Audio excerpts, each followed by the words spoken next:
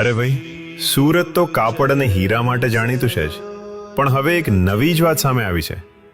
સુરતના outer ring road પર એક રેસ્ટોરન્ટ એવી સરસ પહેલ કરી છે ને કે દિલ ખુશ થઈ જાય.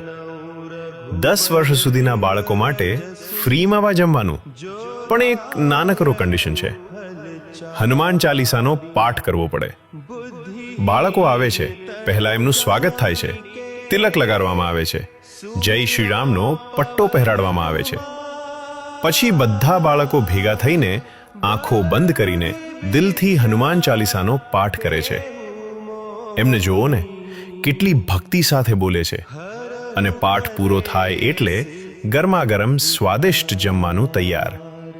બાળકો પણ ખુશ, માતા પિતા પણ ખુશ. આવી પહેલ હોય ને ભાઈ, તો બાળકોમાં સંસ્કાર પણ આવે અને ભક્તિ પણ વધે. ઘણા બાળકો તો ખાસ શીખીને અહીં આવે છે, માત્ર જમવા નહીં પણ ભક્તિ બતાવવા. ખરેખર આવી પહેલને સલામ કરવી જોઈએ.